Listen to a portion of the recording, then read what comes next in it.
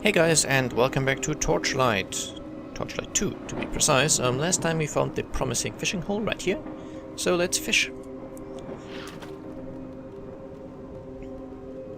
Of course, with the change to fishing, tunnel shark, okay, it means that if we mess up a fishing attempt, we actually lose a fish, basically.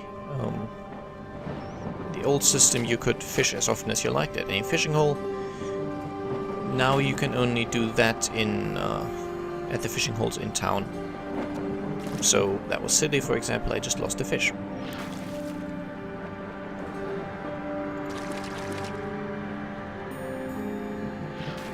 Tunnel shark. Vampiric spider egg.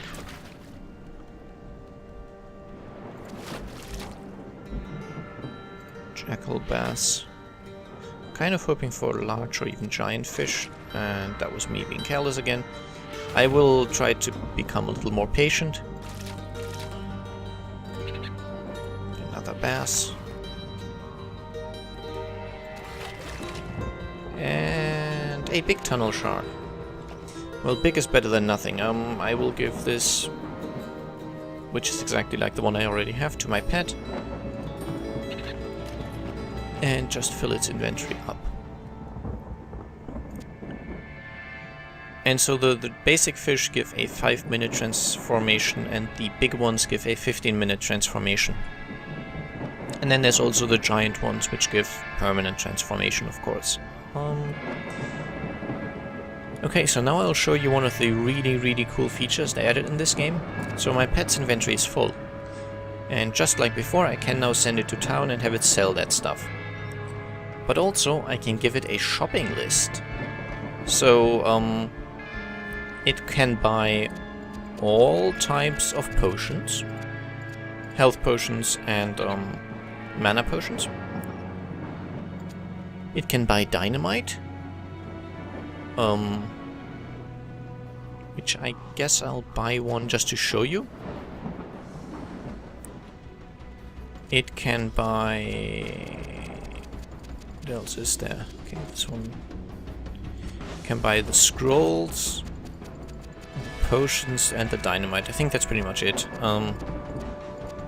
So it can buy identify scrolls, town portal scrolls, dynamite, and all kinds of potions. Just the really standard stuff. But if I'm out in the field and I'm out of health potions, I still don't have to go back to town. Which is really nice. Okay, I'm buying one dynamite, and how about... also taking some really basic health potions. Just to show you how it works, I'm buying 5 health potions, which will in total cost me 490 gold. So let's send the pet to town. It takes a minute to leave from here. And this feature, along with the pet being able to sell, which we already knew, which we already had in the first game, it helps a great deal because it means you don't have to go back to town as often. Which, technically it's not so bad to have to go back home. It's not like the town portal scrolls are particularly expensive or rare. But it just means that your gaming flow is not interrupted at all. You can just keep out of towns, you can keep exploring, keep killing things. Well, your pet is handling a large part of the really boring things like selling, buying health potions, that kind of stuff. Of course, if you want to actually buy weapons from merchants, you need to do that yourself. Okay, 467 gold I got.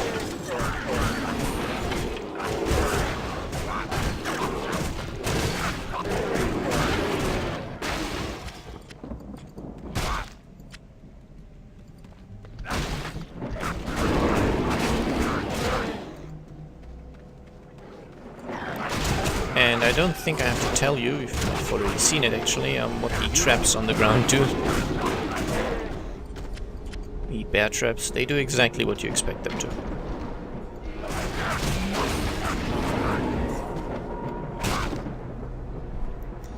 Okay, but we did gain a level, so 1 point in vitality, 2 strength, 2 dexterity. And also, since we're level 7, we now have unlocked the second tier of skills, which means we get the second set of passive skills. Executioner is one I really like. Shred Armor is one that's really great, especially against single targets. And Howl is really good, so I'm using that as my active skill. Howl does not do damage by itself, but it makes enemies around me weaker, basically. It makes them cast and attack slower and move slower, and also it increases the damage they take. This becomes even better if you have a full party, or if you're playing with others, basically, because their damage is also increased. But even when playing alone, it's really nice to be able to debuff enemies. It's not really strictly necessary at this point in the game, of course, but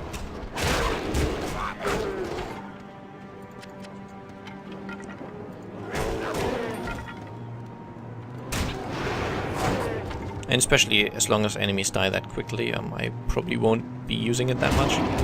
But it's an AoE thing, obviously. If you shout, anyone who can hear it is affected. Ooh, special event thing. So whenever we kill one of the waves of skeletons, in this case, a new one spawns. This will not go on indefinitely, though. This time we got just normal zombies.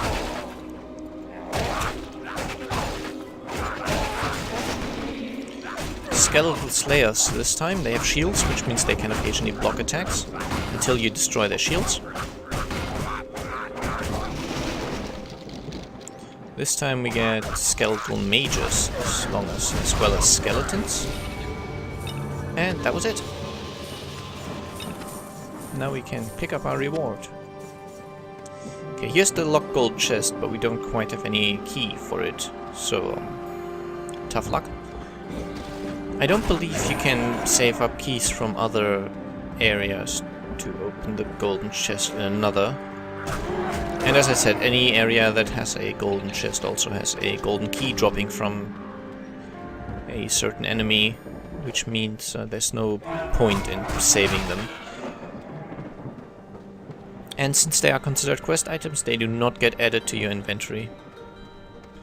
Quest items are kind of stored in the quest, basically. Which means they're not clunking up your inventory, which is good, because at least one quest in this game spans over a long time. So you might spend, if you wanted to do that quest, you would otherwise have a few quest items in your inventory for pretty much the majority of the game. Okay, let's activate the standing stone. I'm assuming this is going to spawn an enemy. Well, it's going to spawn a few enemies, actually.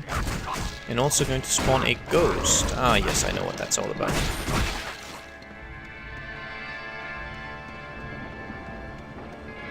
Going to find another one of these standing stones somewhere. But first, rats.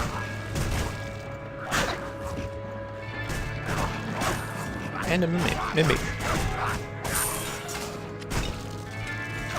It's a lot more difficult in this game to tell which chests are mimics and which aren't.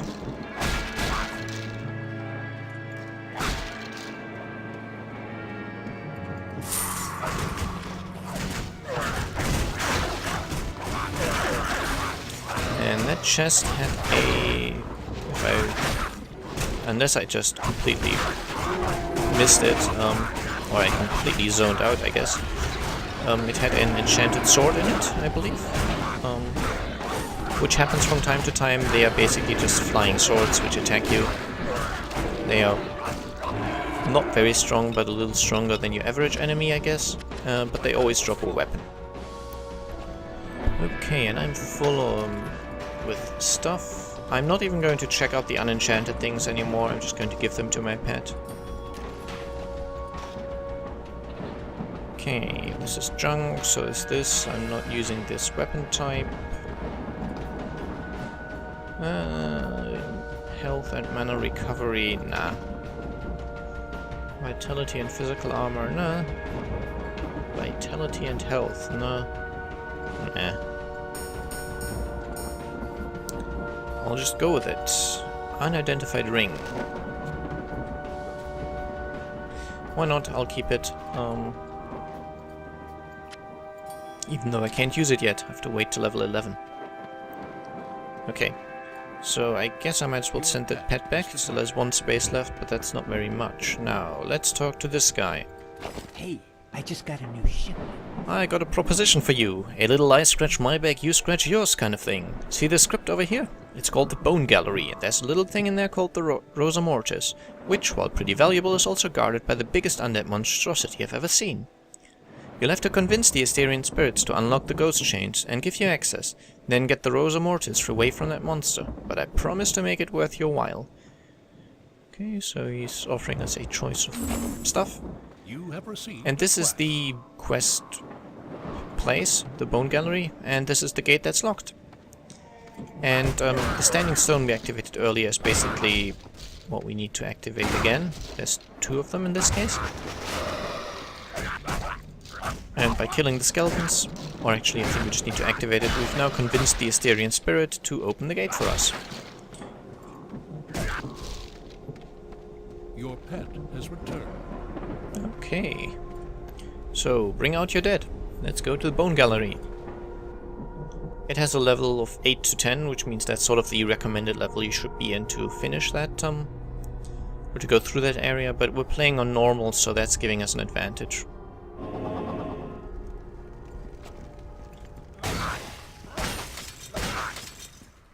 Or rather, since we're playing on normal difficulty, we are probably going to be able to do this just fine, even though we are...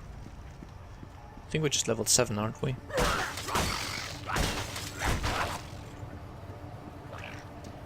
And eventually we will start being quite over-leveled.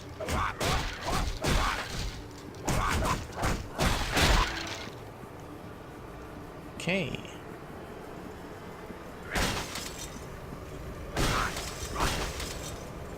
And of course, just like the game before, urns and chests and all that can contain traps. And you could again listen to visual clues as to when that happens. Okay, wow. These skeleton generals are really quite powerful. And these are explosive, which means they explode when they die.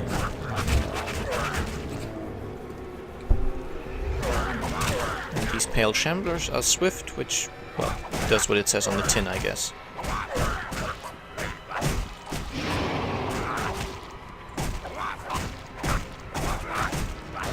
The annoying thing about the generals is that they have knockbacks, so...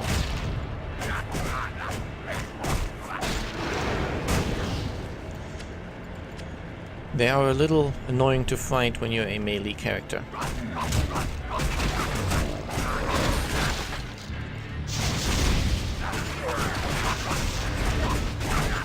Okay, this boss is teleporting, but we should be able to get him anyway.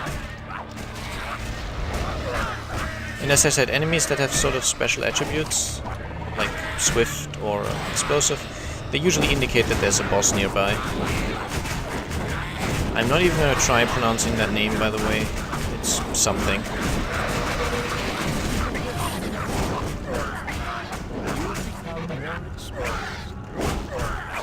Okay, there you go.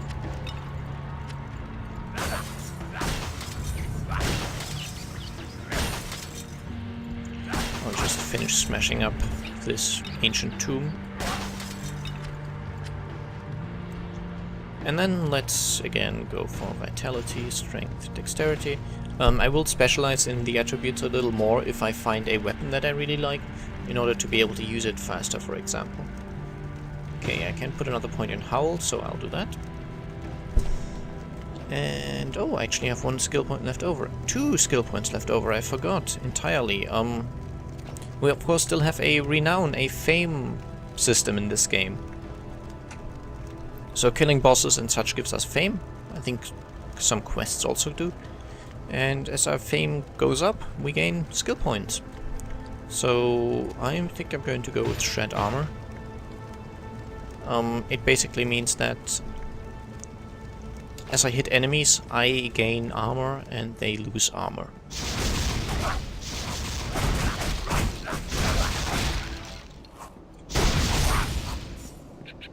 And And I should really like... I would really like to get some health on hit equipment soon. Because once I do, that makes health potions a little less important.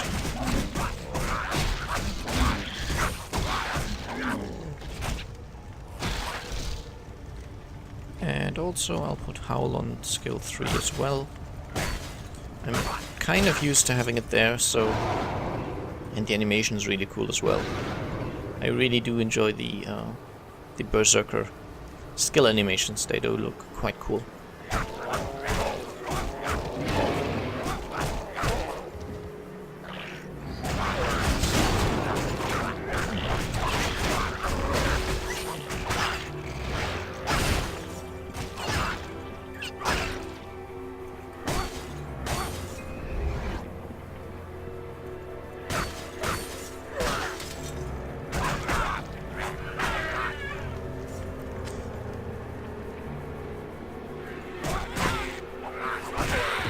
Quite interesting how, well, it's quite funny how some things which we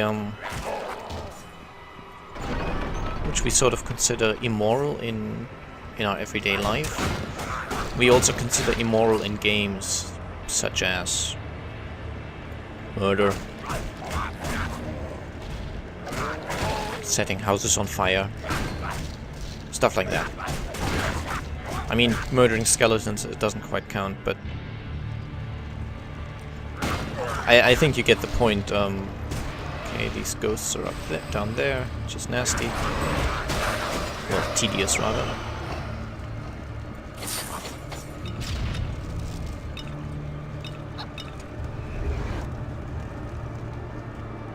Huh.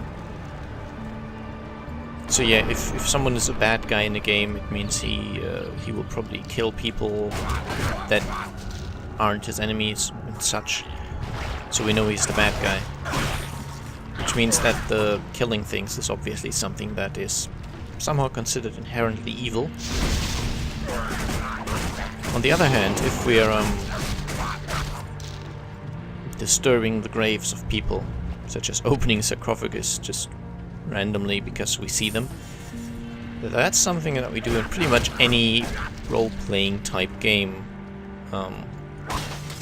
And we don't consider ourselves evil for it, even though in real life defiling graves is also something that is considered, if not a really bad crime, at least a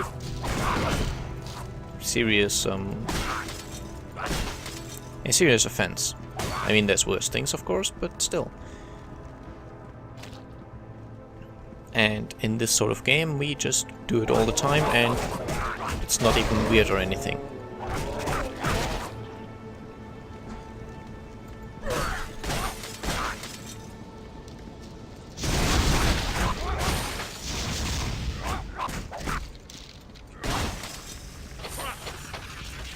Ta-da, a trap. And there's different types of traps. Ooh, Grandmaster Enchanter, wow. I'll talk to him in just a bit. It's not really necessary to use him just yet. It seems a little early, but I'll just see what he can do, how much it costs and such. Because the enchanting system is something else they've added in this game, which is really cool.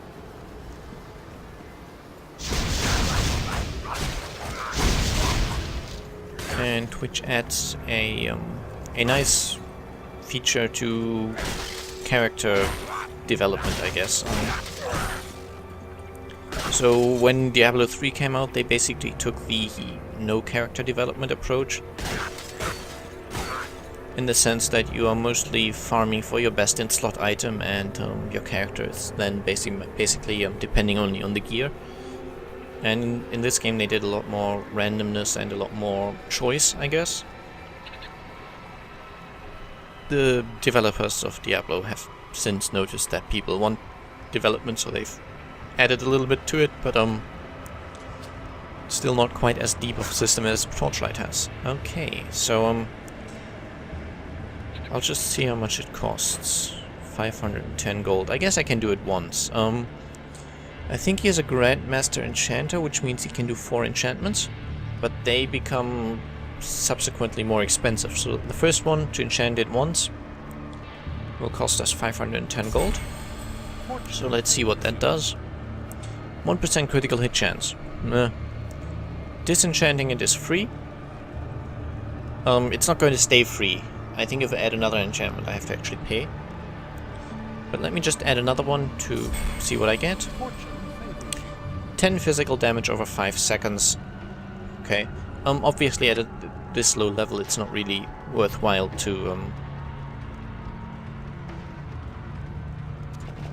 enchant stuff excessively. And when I'm done, when I've enchanted something and left the window, he starts moving away and eventually he will despawn. So that usually means that you find the enchanter just at the kind of point when you don't need him at all. Okay.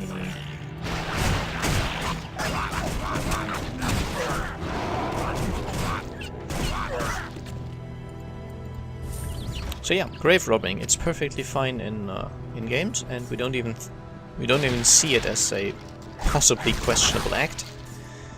And when people do it in real life, we consider them strange, weird, and criminals.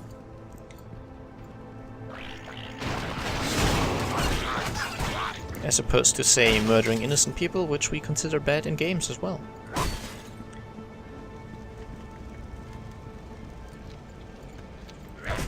And somehow it makes me wonder if the things we consider bad in just by default are things that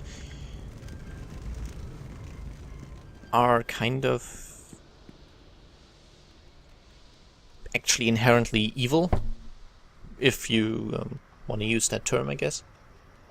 And the other things are more conventions by society. Anyway, that's an episode, and I'll see you again next time. Bye bye.